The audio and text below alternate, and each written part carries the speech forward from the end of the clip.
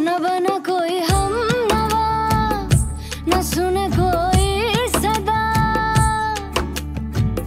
टूटे दिल की पीड़ न समझे, भेजूं क्या संदेश। न बना कोई हम नवा, न सुने कोई सदा,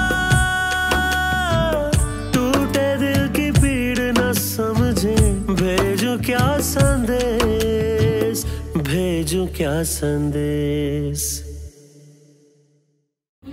तुझे हम गांव वालों की फिक्र करने की कोई जरूरत नहीं है। तू शहर जाएगा ना तो कभी वापस ना आए। सब मेरी बात, अगर ये मफलर तू मुझे नहीं देगी ना तो मुझे गुस्सा चढ़ जाएगा। तुम जानती हो ना मैं तुम्हारी आंखों में आंसू नहीं देख सकता। अगर आप चाहते हैं कि मैं ना रूं तो आप मुझसे शादी करें।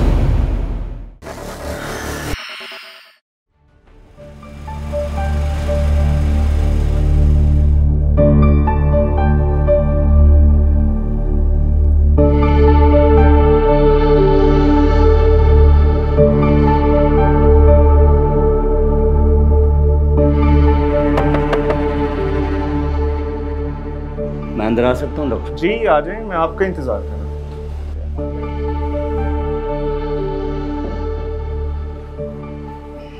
चाय पियेंगे आप? जी नहीं शुक्रिया, चाय मैं ढाबे की ही पीता हूँ।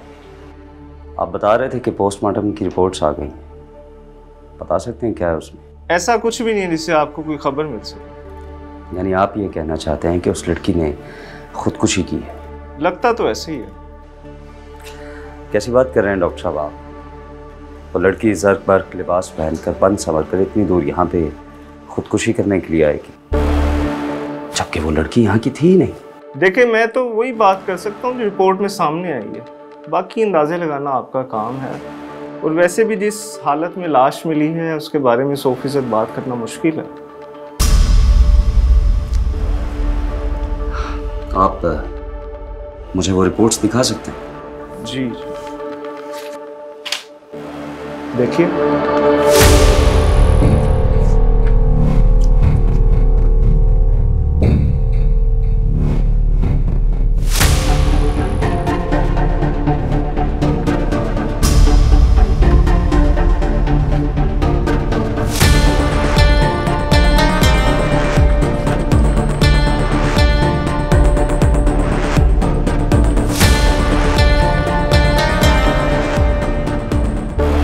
कैसे हैं थानेदार साहब? ओए आप यहाँ पे भी आ गए?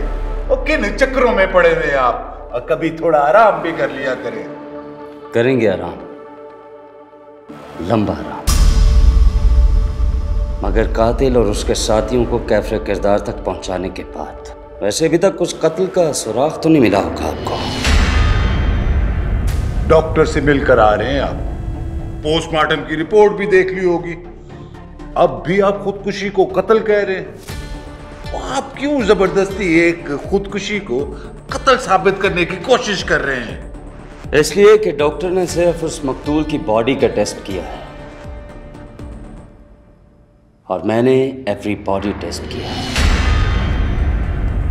बस एक सवाल का जवाब दे दे इंस्पेक्टर साहब, क्या वो लड़की वहां उस ट्रेन की पटरी पर उठकर पहुंची थी या आसमान से उतरी थी? क्योंकि वहां पर कोई कदमों के निशान तो थे नहीं।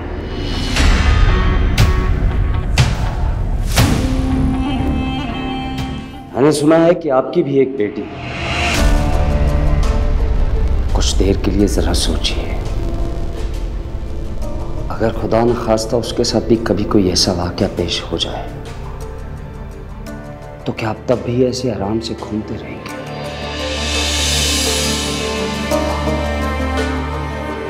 इंस्पेक्टर साहब,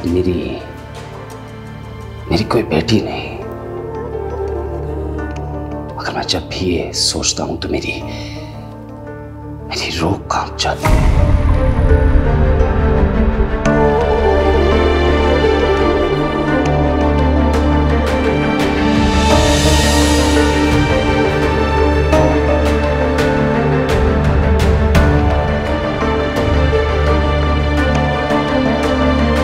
बहुत ही जिद्दी आदमी, मगर मुझे क्या, मेरी तो नौकरी भी सरकार पे कुर्बान।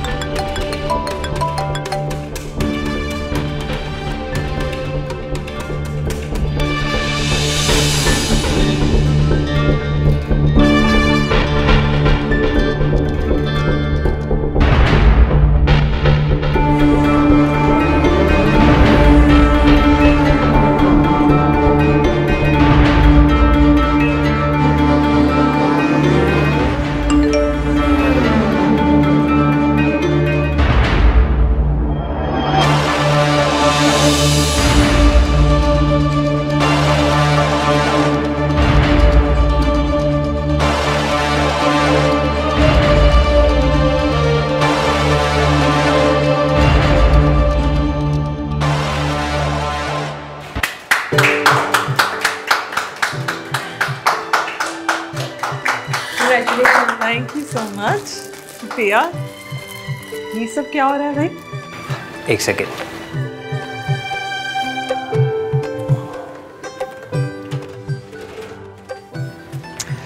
मैडम, हमने सोचा कि आपकी इस कामयाबी को केक काट कर सेलिब्रेट किया जाए। That's so sweet। लेकिन ये सिर्फ मेरी कामयाबी नहीं है, बल्कि इस पूरी टीम की कामयाबी है, हमारे मकसद की कामयाबी है। लेकिन इसका मतलब ये भी है कि हमारे लिए मुश्किलात और बढ़ गई हैं, जिम्मेदारी बढ़ गई है, क्योंकि अब लोगों की उम्मीदें हमसे जुड़ गई हैं। तो अब हमें ये काम सिर्फ काम समझ के नहीं, बल्कि एक मिशन समझ के भी करना होगा। इंशाल्लाह ऐसे ही। ठीक है, केक काटे? चलिए। Okay, thank you. आ जाए आप सब भी, आ जाए। Thank you.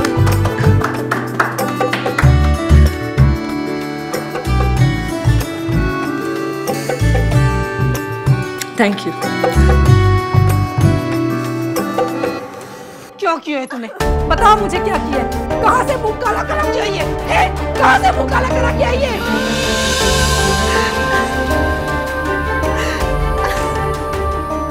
बस कर दे अम्मी, खुदा का वास्ता बस कर दे। आप ही ने जो करना था वो कर लिया। अब शोर मचाकर सारी दुनिया में तमाशा लगाने का कोई फायदा नहीं है। तमाशा? तमाशा तो अभी लगेगा जब सारी दुनिया थू थू करेगी ना हमारे पे, जब देखना तमाशा लगेगा। दुनिया जीने ही नहीं देगी हमें। हाय अल्लाह, ये क्या कर दिया है तूने? क्या कर दिया है? जिसको मैं अभी तक गुड़िया कहती थी, ये हरकत करेगी वो? सारा मेरा कसूर है, मेरा ही कसूर है। सही कहता था तेरा बाप, ना दो इसको इतनी आजादी, ना दो। पर मुझे मानता कि ये मेरी बेटी नहीं, मेरा बेटा है। तुम पे हद से ज्यादा एतबार किया मैंने, और तुमने सारी हदें पार कर दी। हाय अल्लाह, ये क्या किया तूने रिमशा? ये क्या किया?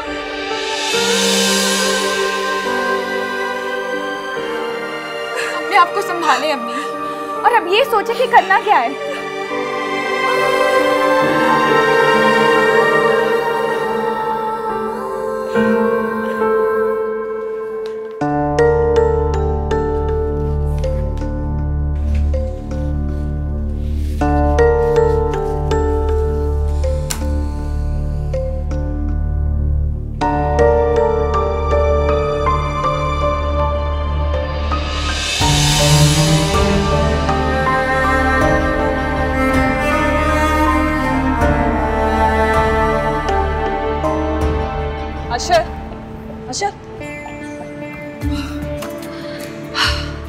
So sorry, I'm late.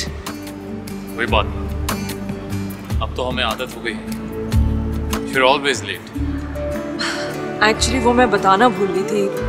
आज टीम के एक बहुत ज़रूरी क्लाइंट के केस का फैसला आना था कोर्ट में, तो वकीलों के साथ मुझे भी तो शक्ल दिखानी थी ना। हम जानते हैं तुम्हारे पास हमसे भी कई ज़्यादा ज़रूरी काम है।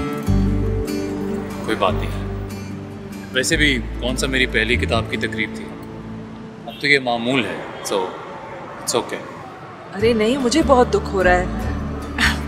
इतने बड़े बड़े लोगों से अगर मैं अपनी शौहर की तारीफ सुनती तो मुझे कितना अच्छा लगता। हाँ, मैं कितना फ़ख्र महसूस करती, और शायद इसी बहाने 2-4 बातें अपने लिए भी सुन लेती। तो तुम यहाँ पे इसलिए आती क्योंकि वो तुम्हारी तारीफ करते, वैसे करते, और ये तो ज़रूर कहते कि हर कामयाब मर्द के पीछे एक औरत का हाथ होता है, वगैरह वगैरह। हम चलते हैं, एक तो ज़रूरी काम है। अरे मैंने तो ड्राइवर को भेज दिया ये सोच के कि हम साथ जाएंगे, कहीं लंच कर लेते हैं ना। जानती हो हमें बाहर खाना पसंद नहीं है, ज़्यादा लोग कहीं इकट्ठा दिखें तो घबरा जाते हैं। खैर तुम्हें कहीं ड्रॉप करना है तो कर देते हैं। नहीं, इसकी ज़रूरत नहीं है, यहाँ टीम के इतने लोग हैं, कोई कर देगा। चलो चलते हैं। अच्छा सुनो, इस हफ्ते अगर कुछ फुर्सत मिले तो घर आ जाना। मरियम बहुत याद करती है और मैं भी। जल्दी आएंगे, चलते हैं।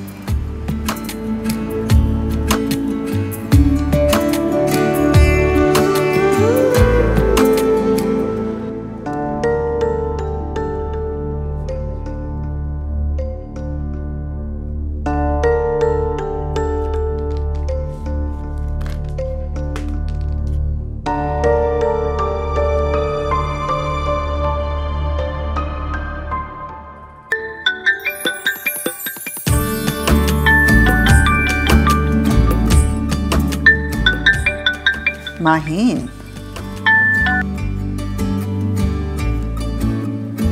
हाँ माहीन। हेलो बिया, मरियम घर आ गई? हाँ हाँ आ गई स्कूल से। ये मेरे सामने तो लाउंज में बैठी हुई है, टीवी देख रही है और अपने मजेदार से टिडबिट्स एंजॉय कर रही है। खाना खा लिया उसने? अरे बेटा, तुम्हें भी भूख लगी होगी, घर आ जाओ ना, आके थोड़ा सा खाना खा लो। तुम्हारी पसंद का खाना बनाया मैंने। भूख तो बहुत लग रही है भैया, लेकिन अभी एक जगह जाना है, मैं घर आकर फिर खाती हूँ। अच्छा चलो कोई बात नहीं, रात को आओगी तो इकट्ठे बैठ के खाना एंजॉय करें, ठीक है? लेकिन वहां से कुछ खा लेना, तुम अपना बिल्कुल ख्याल नहीं रखती। अल्लाह हाफिज। अल्लाह हाफिज। ठीक है मामा जी। अच्छा बेटा। मामी। ठीक है बेटा पुत्र, खैर नल जाओ। देख जफरी पुत्र, वहां शहर में तेरे साथ तेरे मामा मामी तो होंगे नहीं, इसलिए तुझे अपना ख्याल खुद रखना पड़ेगा। मेरा पुत्र, दिल लगाकर पढ़ाई लिखाई करना। मैंने सुना है शायर इंसानों के जंगल होते हैं, वहां गया तो बंदा खो जाता है, तो कहीं गुम ना हो जाना। तो मेरी बात का मतलब समझ रहा है ना? जी मामा, मैं आपकी बात का मतलब बिल्कुल समझ गया हूँ। चुप रहा पुत्र, शाबाश, दिल लगा के पढ़ाई लिखाई करना, तूने एक दिन बहुत बड़ा आदमी बनना है।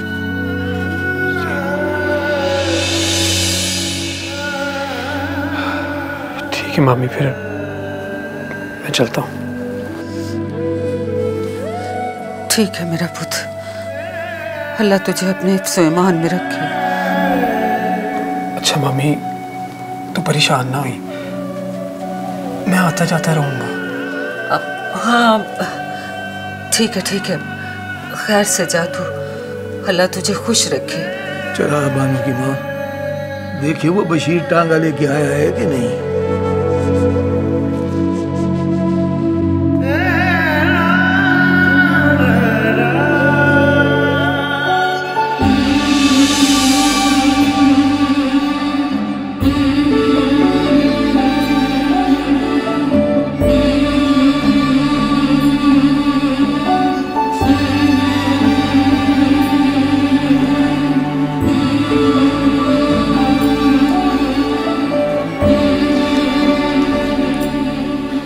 बात नहीं करेगी मुझसे?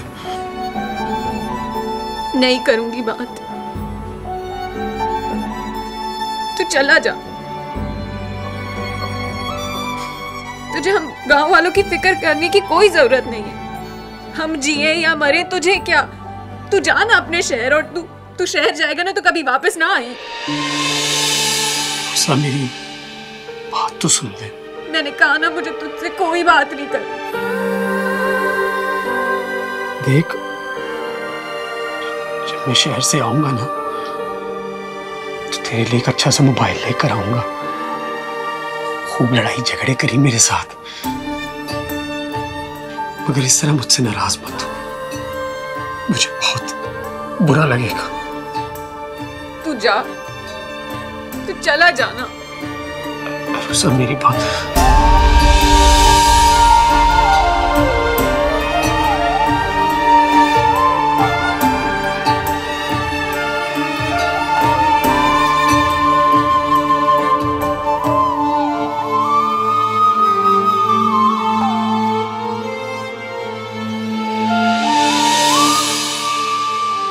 अम्मा, ये जफरी कहाँ है?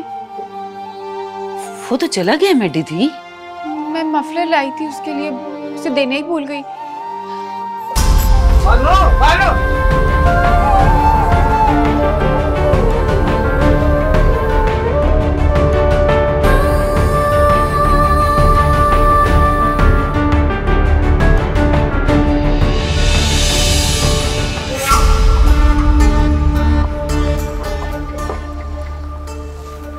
साईं, ये खैरू की बेटी का मंगेतर है। शेर यूनिवर्सिटी में दाखिला हो गया इसका। कौन सी यूनिवर्सिटी में हुआ है? उसी यूनिवर्सिटी में जहाँ बीबी सेन पढ़ती है सर।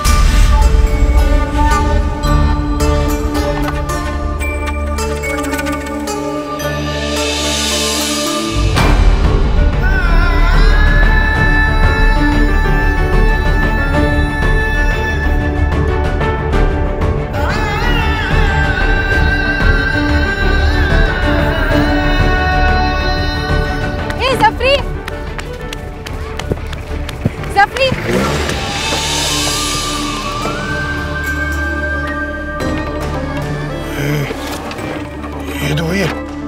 हाँ सही, ये तो वाकई हुई है। लगता है आपने इसके लिए बड़े दिल से दुआ की।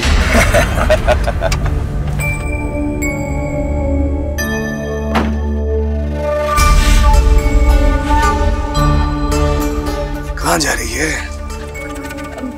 जे जफरी का मफलर है ना, मैंने उसके लिए लिया था। वो शहर जा रहा है, वो चला जाएगा तो मैं दे नहीं सकूंगी। पता नहीं आपकी गाड़ी कब सामने आ गई। मैं तो चला गया। ये मफलर तो मुझे दे दे, मैं शहर जाता रहता हूँ, मैं उसे दे दूंगा। ना सही, ये मैं आपको ना दे सकती।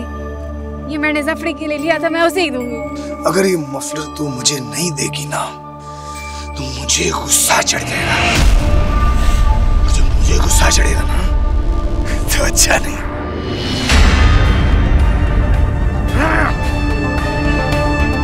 मैंने जफरी का मफलर है। अब्बा!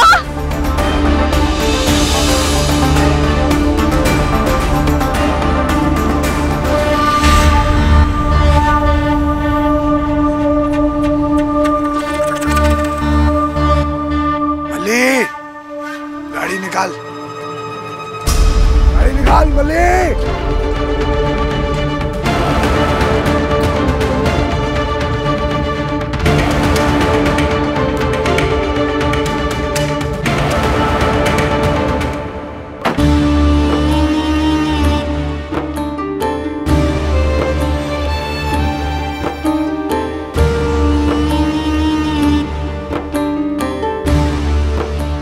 बाबा साहब, आप तो जानते हैं मैंने तो पहले भी मुखालफत की थी जाहिदा को यूनिवर्सिटी भेजने की, मगर आपने मेरी नहीं मानी।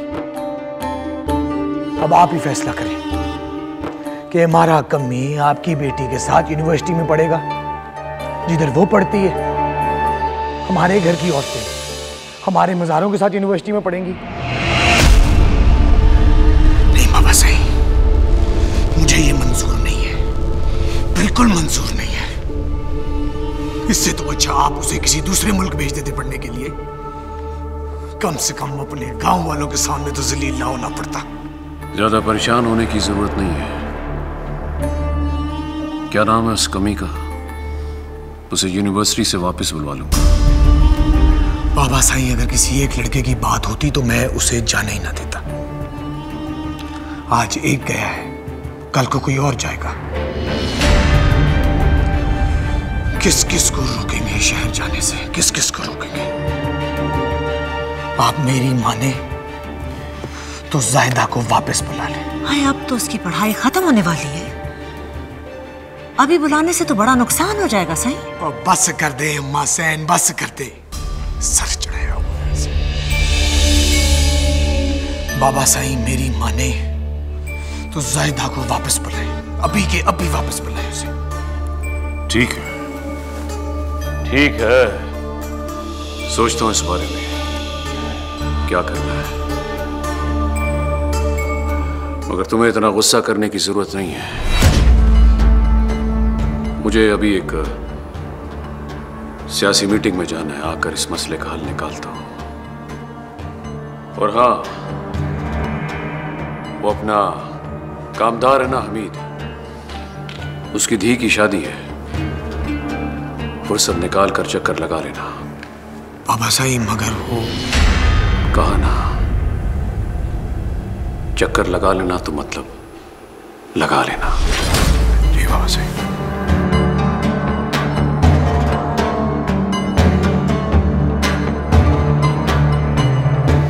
जीते रहो। जी बाबा साईं।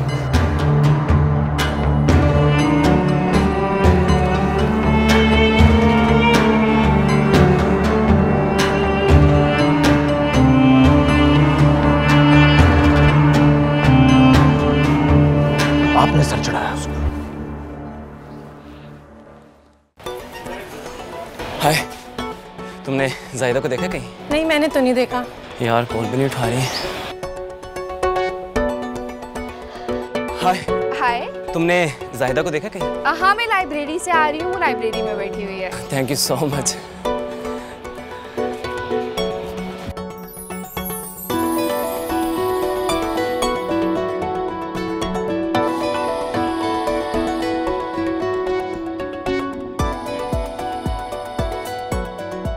जाहिदा, तुम यहाँ बैठी हो और मैं सारा।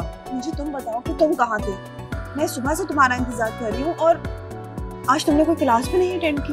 वाह, सुबह से मैं तुम्हें तलाश कर और तुम्हारा फोन तुम्हारा बंद पड़ा है यहाँ पे। कितनी कॉल्स की है मैंने तुम्हें। कहाँ थे तुम? मैं बस एक काम गया था। अच्छा चलो मेरे साथ चलो। लेकिन कहाँ? चलो ना। मैं कहीं नहीं जा रही, मेरा टेस्ट है। हाँ, पढ़ लिया तुमने आज सारा। चलो चलो मेरे साथ चलो। जाहिदा, सरप्राइज है। चलो चलो चलो। लेकिन माजिद, आओ ना। इधर से आओ। क्या मखदूमाबाद लावारिस है? क्या मखदूमाबाद में रहने वाले लोगों को उनके हुकूक मिलेंगे? क्या मखदूमाबाद में रहने वाले लोग इंसान नहीं है? ये फैसला मैं आप पे छोड़ता हूँ। कैमरामैन मोहम्मद आजम के साथ ज़हीर, मखदूमाबाद से। बारिश का सिलसिला भी जारी है। दुआ मिर्जा से अहवाल जानते हैं। दुआ बताएगा।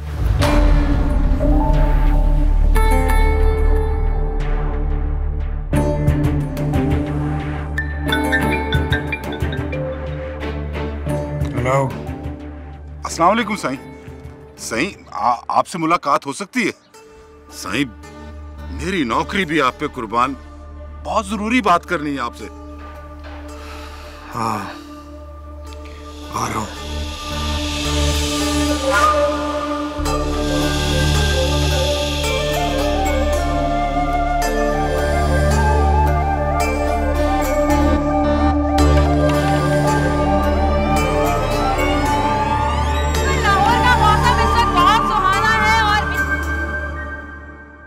आओ अंदर आओ।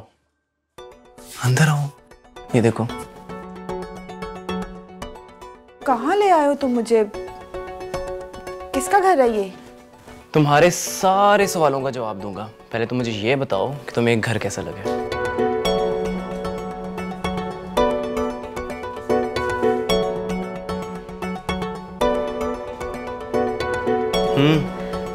घर तो बहुत प्यारा है, छोटा सा महल लगता है। इसका किचन भी कितना प्यारा है ना।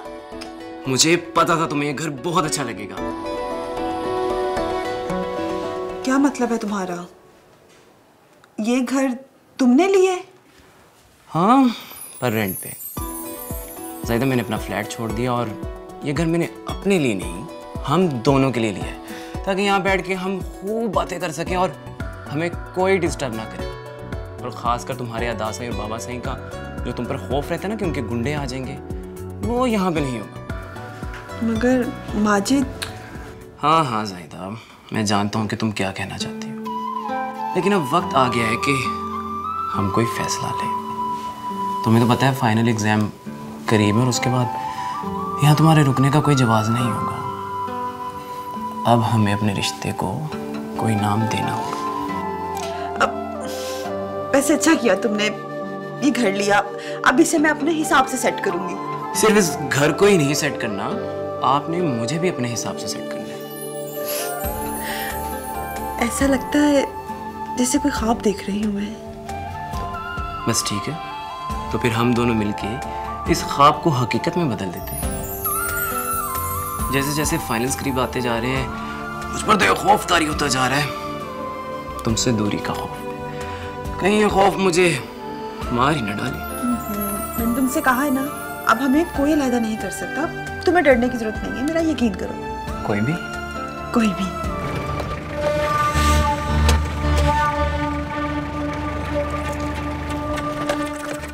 अस्सलाम वालेकुम छोटे साईं।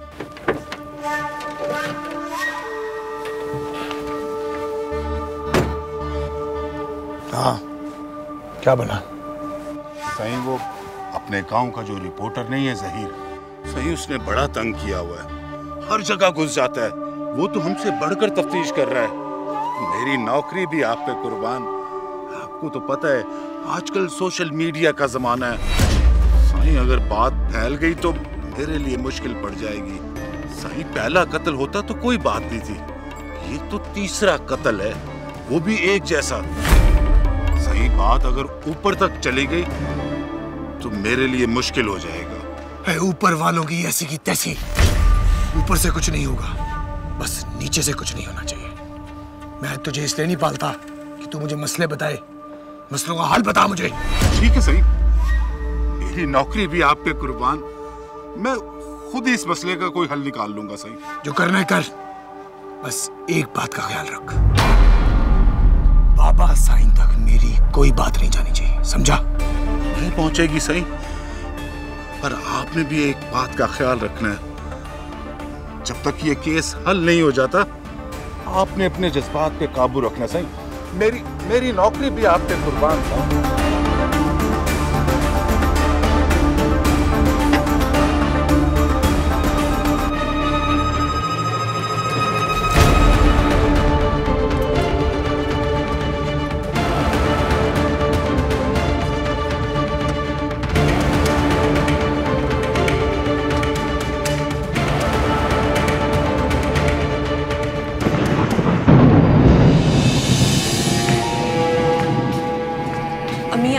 आप फिक्र ना करें, सब ठीक हो जाएगा। मैं सर से बात करूंगी, वो मुझे इस दुनिया में रुस्वा नहीं होने देंगे। जिन्हें दूसरों की इज्जत की परवाह होती है ना, वो किसी की इज्जत के साथ ऐसे नहीं खेलते। मैं नहीं जानती तुम्हारा ये सर कौन है और क्या नाम है उसका, हाँ, लेकिन इतना जरूर अब जान गई कि वो एक अच्छा इंसान नहीं है। आज तुम्हें नहीं रोकूंगी और ना ही तुम्हें जाते वक्त कोई नसीहत करूंगी, क्योंकि नसीहत तो उन्हें की जाती है जिनके पास खोने के लिए कुछ होता है। तुम्हारे पास तो वो भी नहीं है, तुम तो वैसे भी अपनी तमाम इज्जत लुटा चुकी हो। जाओ, चली जाओ, आपके आने से पहले चली जाओ यहाँ से। क्या बेटी, कहाँ जा रही है इस वक्त? बाहर तो मौसम बहुत खराब है, लगता है बारिश आने वाली है। आओ आओ बैठो, अभी बात करते हैं। भाई वो मेरा ना वो ड्रेस निकाल दो, अभी फिर मीटिंग पे जाना है मैंने। आज जाने दे इसे। इसे ना रोके, क्योंकि ये रुक गई ना तो बहुत बड़ा तूफान आ जाएगा, और ऐसा तूफान जो हम सबको बहा के ले जाएगा। जाओ तुम।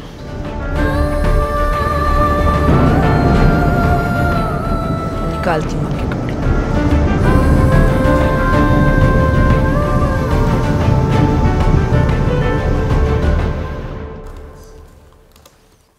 माहिन, वो बाहर चैनल वाले आए हैं तुम्हारा इंटरव्यू करने। ओहो, पता नहीं मेरी याददाश्त को क्या हो गया है, मैं तो भूल ही गई कि उनको आ जाना था। अरे मेरे बच्चे, तुम्हारी याददाश्त कैसे ठीक रहे? ना तुम्हें खाने पीने का होश है, ना सोने का पता, ना जागने का पता, तो याददाश्त कैसे ठीक होगी? भैया प्लीज़ उनको ज़रा बिठाएं, मैं बस ये कंप्लीट करके आ रही हूँ। मैं बिठाती हूँ, तसल्ली से कंप्लीट करके आओ।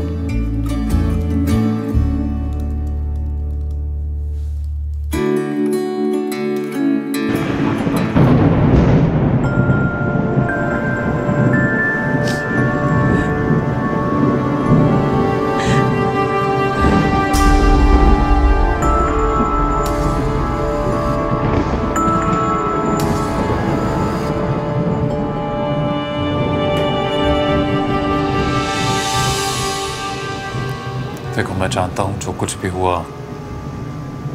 नहीं होना चाहिए था। मुझे यकीन करो, जितना दुख तुम्हें उतने ही गम में मैं भी हूं।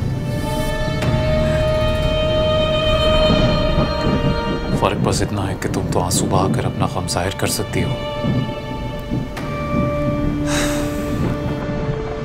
मुझसे तो वो भी नहीं होता।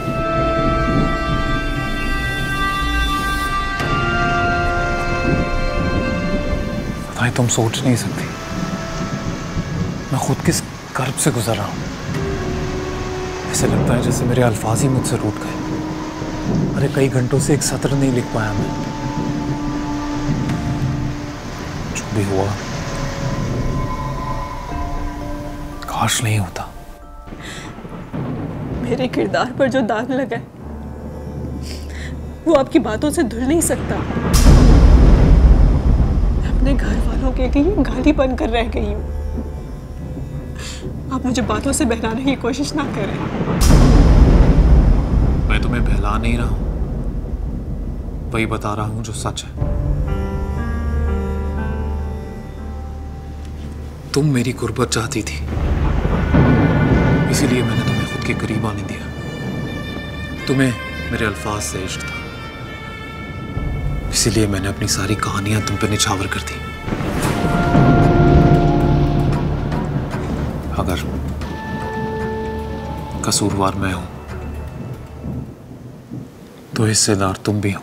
मैं कुछ नहीं जानती, मैं तो फैन थी आपकी। आपको पढ़कर तो मैंने बोलना सीखा था। अकीदत के 7वें आसमान पर बिठाया था आपको, और आपने क्या किया मेरे साथ? जिंदा दफन कर दिया मुझे, जीने लायक नहीं छोड़ा। और अब मुझे बताएं, मैं कहाँ जाऊंगी? कैसे करूंगी अपने माँ बाप का सामना? कैसे? तुम रो नहीं। तुम जानती हो ना, मैं तुम्हारी आंखों में आंसू नहीं देख सकता। तकलीफ होती है मुझे। मगर अब ये आंसू मेरी किस्मत बन चुके हैं। अगर आप चाहते हैं कि मैं ना रो, तो आप मुझसे शादी कर लें।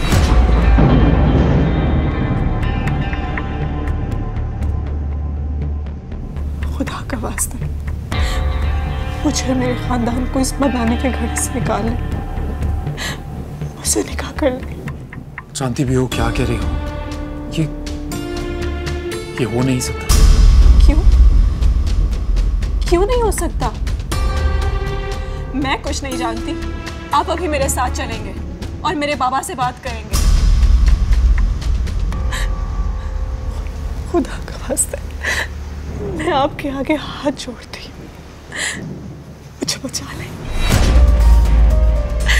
मुझे बचा लें।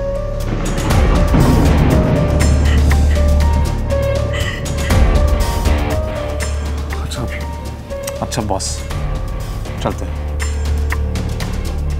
तुम्हारे घर चलते हैं और करते हैं तुम्हारे वालिद से बात। सब ठीक हो जाएगा।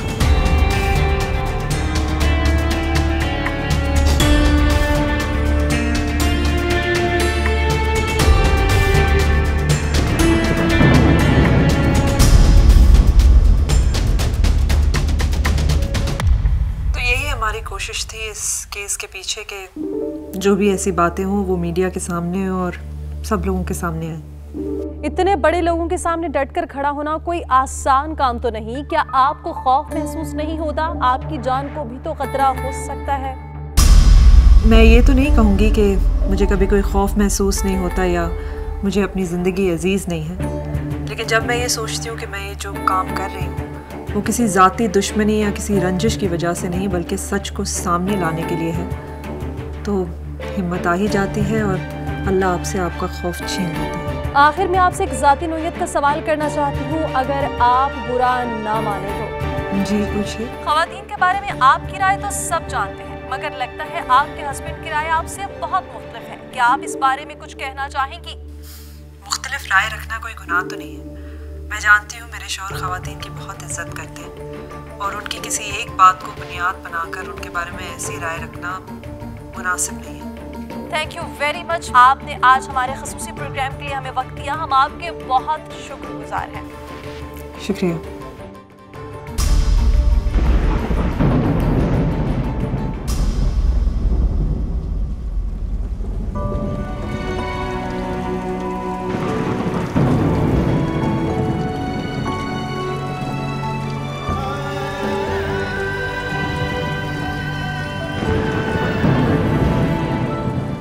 आधी रात गुजर गई है, मौसम भी इतना खराब है, पता नहीं कहाँ होगी मेरी बेटी इस वक्त।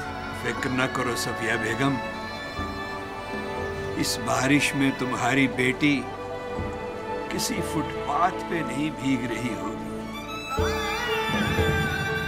तुमने तो इस रेलवे कॉलोनी से सारी जिंदगी कदम बाहर नहीं रखा, लेकिन तुम्हारी बेटी की जान पहचान तो बड़े बड़े लोगों से है, नामवर लोगों से।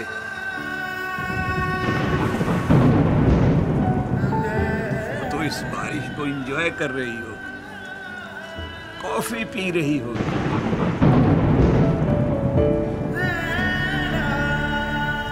तुम तो खामखाई रो रही हो। कैसी बातें कर रहे हैं आप? कौन करता है ऐसी बातें अपनी बेटी के लिए? तो फिर कैसे करूं बात, तुम ही बताओ। आज मुझे तुम्हारी वजह से जलीलो रुस्वा होना पड़ा है। मैं कहता था ना कि बेटियों पे नजर रखो, इन्हें इधर उधर मत जाने दो।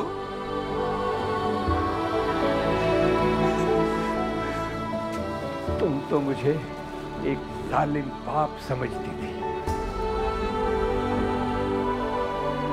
देख लिया ना ढील देने का नतीजा। न जाने किसका गुनाह पेट में लिए अब वो फिर रही है। आपको अल्लाह का वास्ता है, चुप कर जाएं बस। सारी जिंदगी सर उठा के चला, लेकिन अब तुम्हारी वजह से लोगों की नजरों में जलील होकर रह गया। कल को जब दुनिया को उसके गुनाह का पता चलेगा तो क्या जवाब दूंगा मैं लोगों के सवालों का? मैं तो कहता हूँ चलो उठो, ये घर छोड़कर कहीं चलते हैं। कहाँ जाएंगे हम इस वक्त? कहीं भी जहाँ कोई हमें जानता ना हो। घर छोड़ना क्या इतना आसान काम है?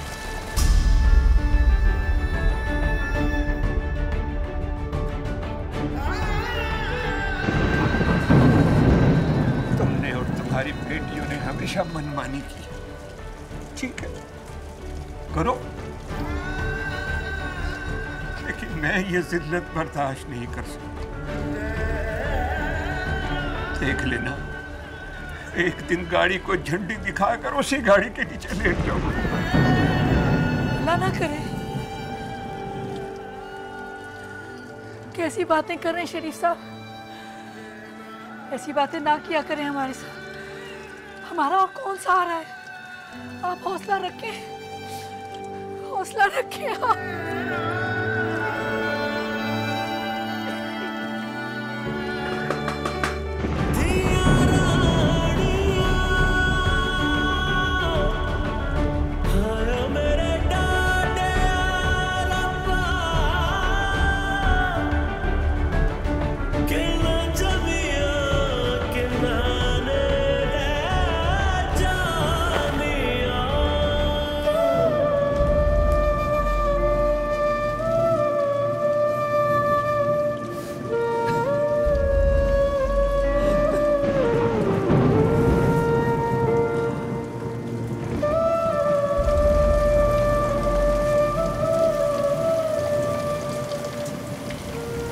कौन?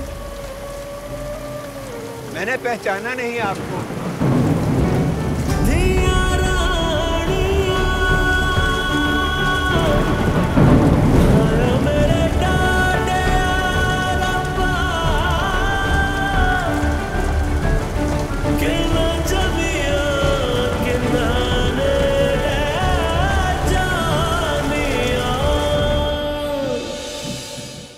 न बना कोई हम नवा, न सुने कोई सदा,